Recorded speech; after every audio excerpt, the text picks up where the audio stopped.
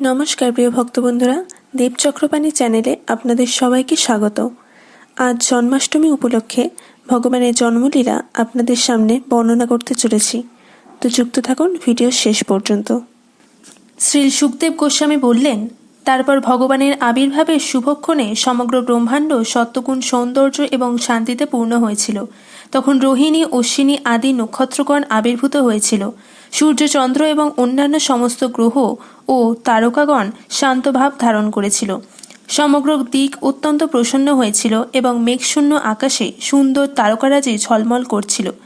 নগর, গ্রাম, খনি এবং গোচারণ ভূমির দ্বারা অলঙ্কৃত পৃথিবী তখন এক মঙ্গলময় রূপ ধারণ করেছিল।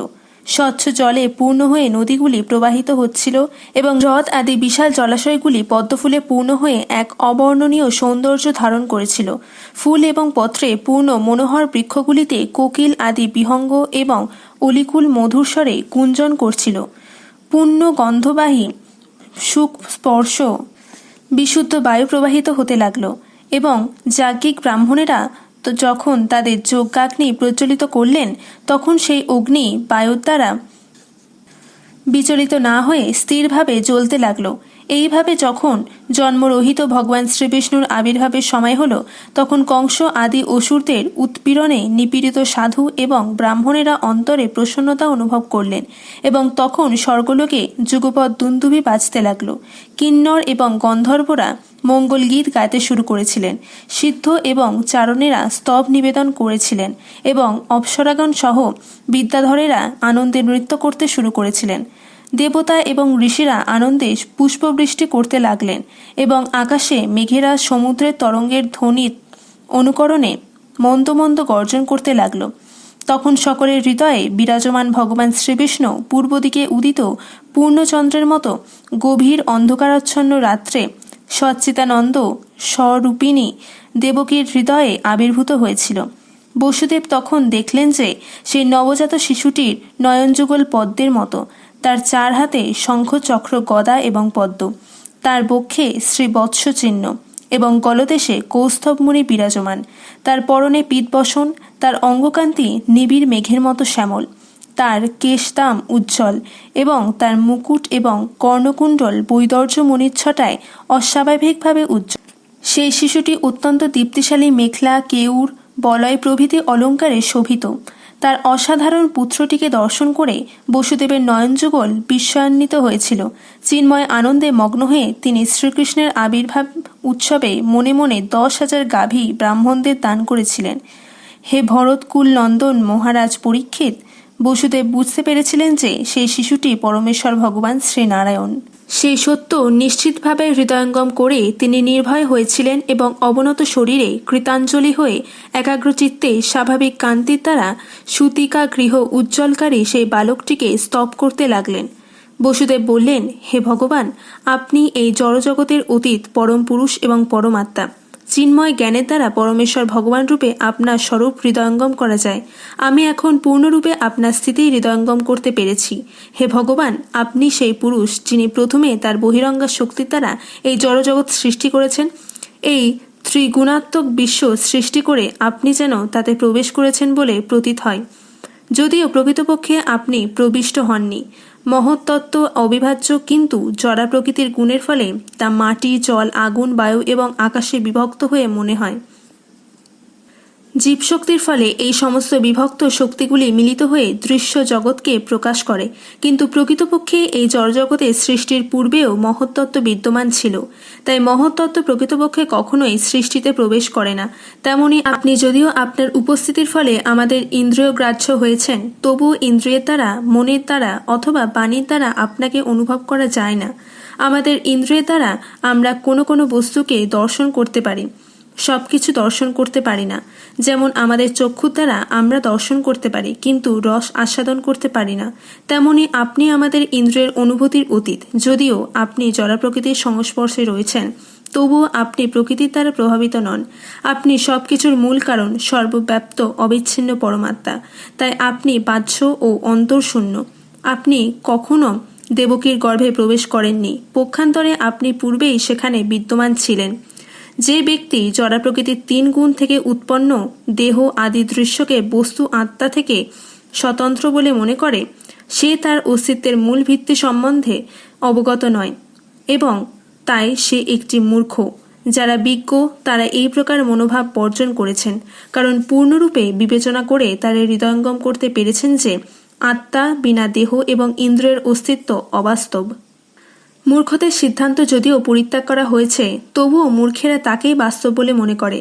হে ভগবান, বেদজ্ঞ পণ্ডিতেরা বলেন যে নিষ্ক্রিয়, নির্গুণ এবং নির্বিকার আপনার দ্বারা এই জগতের সৃষ্টি, পালন ও সংহার কার্য হয়।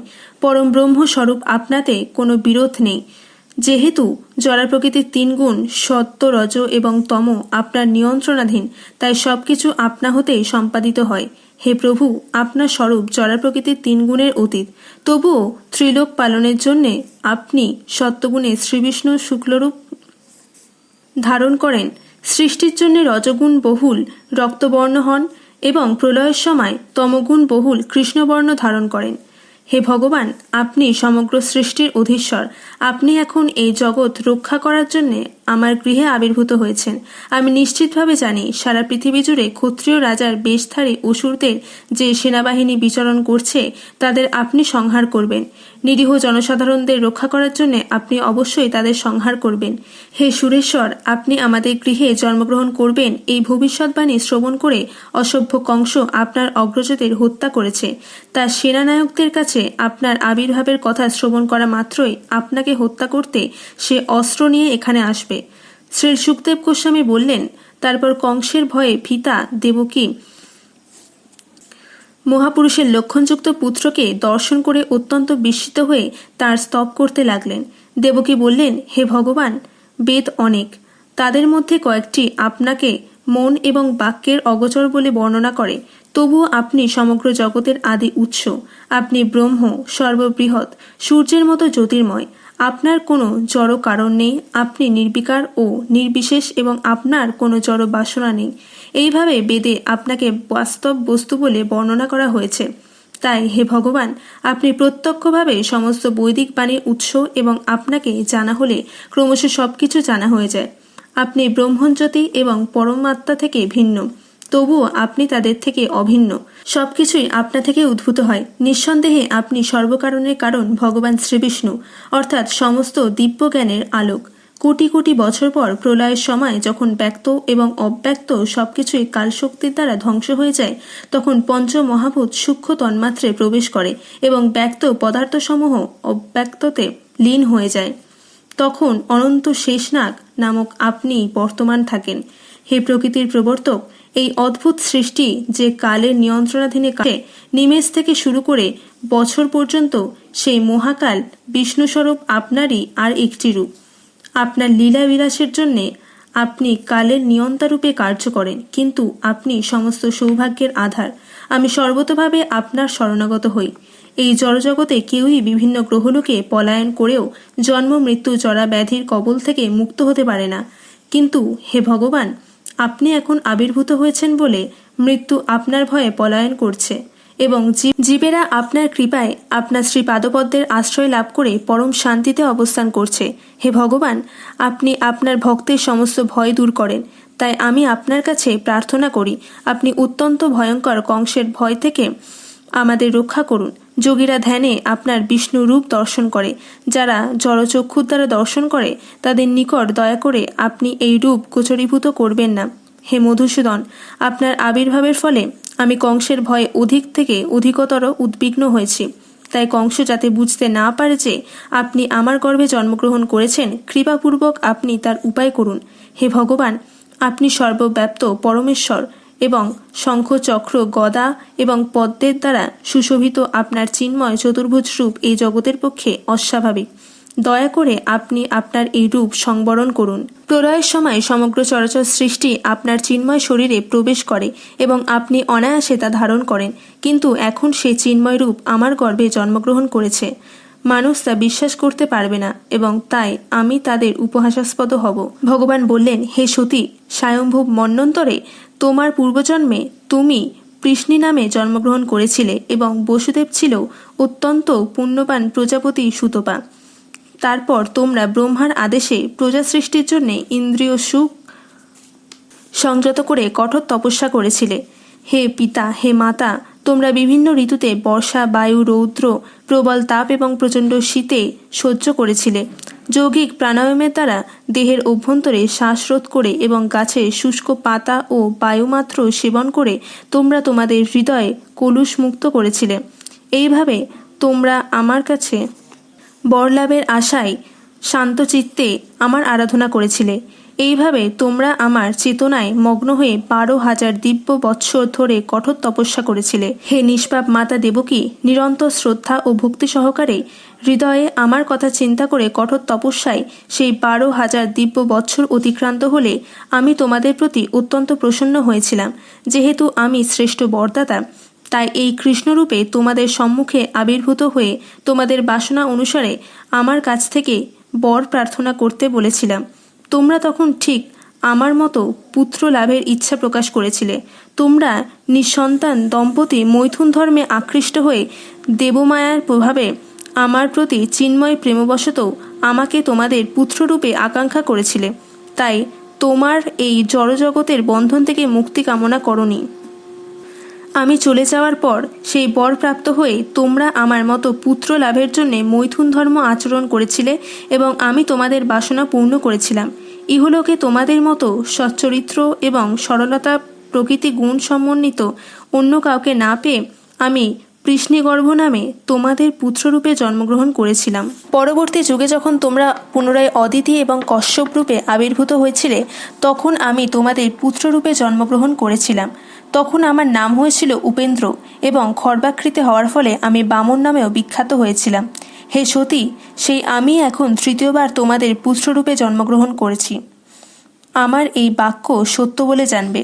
আমার পূর্বজন্মের কথা স্মরণ করবার জন্যে আমি তোমাদের এই বিষ্ণুরূপ প্রদর্শন করিয়েছিলাম। তা না হলে আমি যদি একটি সাধারণ নরশিশুরূপে আবির্ভূত হতাম, তবে তোমরা বিশ্বাস করতে না যে শ্রী বিষ্ণুই তোমাদের পুত্ররূপে আবির্ভূত হয়েছেন। তোমরা উভয়েই তোমাদের পুত্ররূপে আমার কথা চিন্তা করো, কিন্তু তোমরা জানো না যে আমি ভগবান। এইভাবে স্নেহপূর্বক নিরন্তর আমার চিন্তা করে তোমরা পরম সিদ্ধি লাভ করেছ, অর্থাৎ ভগবদ্ধামে ফিরে যাবে। শ্রী সুখদেব গোস্বামী বললেন, এইভাবে তার পিতা মাতাকে উপদেশ দিয়ে ভগবান শ্রীকৃষ্ণ নীরব হয়েছিলেন। তাদের সমক্ষেই তিনি তার অন্তরঙ্গা শক্তির দ্বারা নিজেকে একটি প্রাকৃত শিশুতে রূপান্তরিত করেছিলেন। তারপর ভগবানের অনুপ্রেরণায় বসুদেব যখন নবজাত শিশুটিকে কোলে নিয়ে সুতিকা গৃহ থেকে বাইরে নিয়ে যাচ্ছিলেন, ঠিক সেই সময় ভগবানের চিন্ময়ী শক্তি যোগমায়া নন্দ মহারাজের পত্নীর কন্যারূপে জন্মগ্রহণ করেছিলেন। যোগমায়ার প্রভাবে সমস্ত দ্বার রক্ষকেরা ইন্দ্রিয় বৃত্তরহিত হয়ে গভীর নিদ্রায় মগ্ন হয়েছিলেন এবং অন্যান্য পুরবাসীরাও গভীর নিদ্রায় অভিভূত হয়েছিলেন। সূর্যের উদয়ে যেমন অন্ধকার আপনা থেকেই দূর হয়ে যায়, তেমনি শ্রীকৃষ্ণকে কোলে নিয়ে বসুদেব সমাগত হওয়া মাত্রই লৌহ খিলকযুক্ত শৃঙ্খলের দ্বারা আবদ্ধ বিশাল কপাটগুলি আপনা থেকেই উন্মুক্ত হয়েছিল। তখন মেঘ মন্দ মন্দ গর্জন সহকারে বাড়ি বর্ষণ করছিল বলে ভগবানের অংশ অনন্ত শেষনাগ দরজা থেকেই বসুদেবকে এবং তার চিন্ময় শিশুটিকে সেই বৃষ্টিপাত থেকে রক্ষা করার জন্যে তার ফণা বিস্তার করে বসুদেবের অনুগমন করছিলেন। নিরন্তর ইন্দ্রদেবের বর্ষণে যমুনা নদী গভীর জলরাশির বেগজাত তরঙ্গে ফেনিল এবং ভয়ানক আবর্তসমূহে আকুল হয়েছিল। কিন্তু সমুদ্র যেভাবে ভগবান শ্রীরামচন্দ্রকে সেতুবন্ধন করতে দিয়ে পথ প্রদান করেছিল, যমুনা নদীও সেইভাবে বসুদেবকে নদী পার হওয়ার পথ প্রদান করল। নন্দ মহারাজের গৃহে পৌঁছে বসুদেব দেখলেন যে সমস্ত গোপেরা গভীর নিদ্রায় নিদ্রিত। তখন তিনি তার পুত্রটিকে যশোদার শয্যায় স্থাপন করে যোগমায়ারূপিণী তার কন্যাকে গ্রহণপূর্বক পুনরায় কংসের কারাগারে নিয়ে এসেছিলেন। বসুদেব সেই কন্যাটিকে দেবকীর শয্যায় স্থাপনপূর্বক তার পায়ে লৌহ শৃঙ্খল বন্ধন করে পূর্বের মতো আবদ্ধভাবে অবস্থান করলেন। প্রসববশত পরিশ্রাতা যশোদা দেবী গভীর নিদ্রায় আচ্ছন্ন হয়েছিলেন এবং তাই তিনি বুঝতে পারেননি তার পুত্র হয়েছিল না কন্যা হয়েছিল। ভিডিও শেষ পর্যন্ত যুক্ত থাকার জন্য অসংখ্য ধন্যবাদ। হরে কৃষ্ণ।